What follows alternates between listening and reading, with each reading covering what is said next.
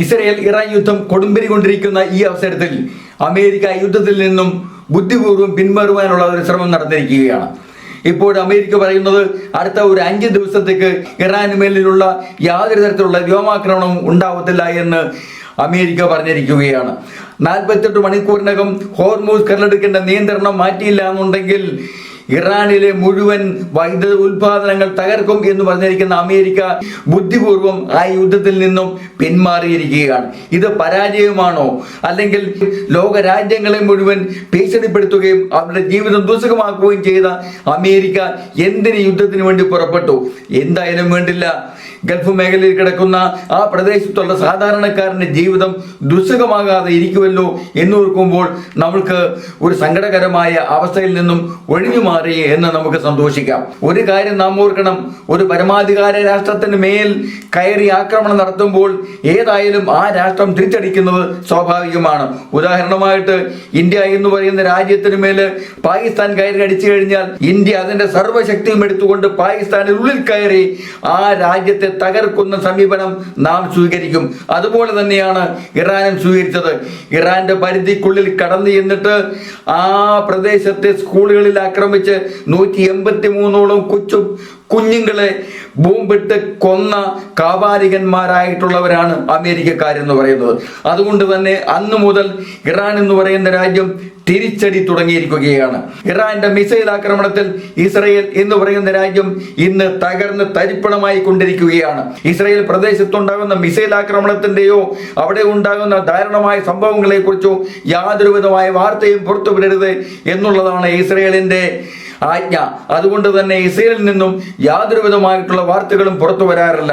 എന്നാൽ ഈ അടുത്ത 2 ദിവസത്തിന് മുമ്പ് മുതൽ ഇസ്രയേൽ നടക്കുന്ന ദുരന്തങ്ങൾ പുറത്തു വന്നുകൊണ്ടിരിക്കുകയാണ്.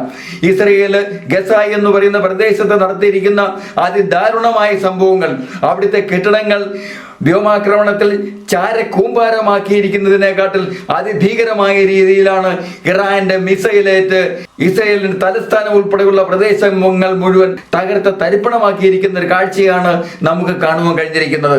എന്നാൽ ഇവിടെ അമേരിക്കയ്ക്ക് ഏറ്റവും വലിയൊരു തെറ്റുപറ്റി. സ്വയംഭരണാവകാശമുള്ള ഇറാഖ് എന്ന് പറയുന്ന പ്രദേശത്തെ കടന്നു ചെന്ന് സദ്ദാം ഹുസൈൻ എന്ന് പറയുന്ന ഭരണാധികാരിയെ പിടിച്ച് കൊലപ്പെടുത്തി ആ പ്രദേശത്ത് അമേരിക്കയ്ക്ക് അനുകൂലമായിട്ടുള്ള സർക്കാരിനെ അവിടെ സ്ഥാപിച്ചു. എന്നാൽ അതുപോലെയാണ് ഇറാൻ എന്ന് അമേരിക്ക വിശ്വസിച്ചു. തല പോയാലും പ്രതികാരത്തോടുകൂടി ശത്രുവിനെ കീഴ്പ്പെടുത്തും എന്നുള്ള ചിന്താഗതിയുള്ള രാഷ്ട്രമാണ് ഇറാൻ എന്ന് പറയുന്നത്. യുണൈറ്റഡ് നേഷൻസ് ഓർഗനൈസേഷനിൽ ഇന്ത്യക്ക് സ്ഥിരം അംഗത്വം വേണമെന്ന് അന്തർദേശീയ തലത്തിൽ ചർച്ച വന്നു കഴിഞ്ഞപ്പോൾ ഇന്ത്യയോടൊപ്പം നിന്ന പ്രധാനപ്പെട്ട 3ാം ലോക രാജ്യങ്ങളിൽ ഒന്നായിരുന്നു ഇറാൻ. കൂടാതെ റഷ്യയും മാത്രമേ ഉണ്ടായിരുന്നുള്ളൂ. എന്നാൽ അമേരിക്ക ഉൾപ്പെടെയുള്ള രാജ്യങ്ങൾ ഇന്ത്യക്ക് സ്ഥിര അംഗത്വം കൊടുക്കരുത് എന്ന് പറയുന്ന രാജ്യമാണ്. ആ നട്ടലുള്ള ഒരു രാജ്യത്തിന് മേൽ അമേരിക്ക തന്റെ സർവാധിപത്യം സ്ഥാപിക്കാൻ ചെന്ന് കഴിഞ്ഞപ്പോൾ ഇന്ന് ഇറാന് മേൽ തോറ്റോടി പോകുന്ന ഒരു സാഹചര്യം നാം കണ്ടുകൊണ്ടിരിക്കുകയാണ്. ആട്ടിൻ രക്തം കുടിക്കുന്ന ചെന്നായ്ക്കളെ പോലെ രാഷ്ട്രങ്ങളെ തമ്മിൽ കൂട്ടി അടുപ്പിച്ചുകൊണ്ട് അവിടെ തന്റെ യുദ്ധോപകരണങ്ങൾ വിറ്റഴിക്കുവാൻ വേണ്ടി ശ്രമം നടത്തുന്ന രാഷ്ട്രമാണ് അമേരിക്ക എന്ന് പറയുന്നത്. ഇന്ന് ഇസ്രയേൽ ഇറാൻ യുദ്ധം നടന്നുകൊണ്ടിരുന്നപ്പോൾ ഗൾഫ് മേഖലയിലെ 16.5 ലക്ഷം കോടി ഡോളറിന്റെ യുദ്ധോപകരണങ്ങൾ വിൽക്കുവാനുള്ള ഏർപ്പാട് നടത്തിയിരിക്കുകയാണ് ട്രംപ് ഗൾഫ് രാഷ്ട്രങ്ങളുമായിട്ട്. ഇന്ത്യയുടെയും പാകിസ്ഥാന്റെയും അതിർത്തി പങ്കിടുന്ന പ്രദേശത്ത് അമേരിക്കയ്ക്ക് ഒരു മിലിറ്ററി ബേസ് സ്ഥാപിക്കണമെന്ന് ആവശ്യപ്പെട്ട് കഴിഞ്ഞപ്പോൾ അതിനെ ശക്തമായിട്ട് എതിർത്തുകൊണ്ട് ഇന്ത്യയോടൊപ്പം കൂടെ നിന്ന ഒരു രാഷ്ട്രമാണ് റഷ്യയും ഇറാനും. തന്റെ രാഷ്ട്രത്തിലുള്ള ജനങ്ങളുടെ ജീവിതം സുഗമമായ രീതിയിൽ മുന്നോട്ട് കൊണ്ടുപോകുന്നതിന് വേണ്ടി മറ്റുള്ള രാഷ്ട്രങ്ങളുടെ മേൽ ആധിപത്യം സ്ഥാപിച്ച് അവിടുത്തെ പെട്രോളിയം ഉൽപ്പന്നങ്ങൾ കൊള്ളയടിച്ച് കൊണ്ടുവന്ന് തന്റെ രാജ്യത്ത് സംഭരിക്കുന്നതിന് വേണ്ടിയുള്ള നടപടികളാണ് അമേരിക്ക ഈ യുദ്ധമുഖേന കാഴ്ചവെച്ചുകൊണ്ടിരുന്നത്. എന്നാൽ ഒരു കാര്യം ഓർക്കണം, ഈ യുദ്ധമുഖേന നഷ്ടമുണ്ടാകുന്നത് ഇസ്രയേലിനും ഇറാനും മാത്രമേ ഉള്ളൂ. അമേരിക്കയ്ക്ക് ഈ യുദ്ധത്തിൽ യാതൊരു വിധമായ നഷ്ടവുമില്ല. എങ്ങനെ വന്നാലും വേണ്ടില്ല, തൻ്റെ രാജ്യത്തേക്ക് സമ്പത്ത് കുന്നുകൂട്ടുക എന്നുള്ള ഒരു നയം മാത്രമാണ് അമേരിക്കയ്ക്ക് ഉണ്ടായിരിക്കുന്നത്.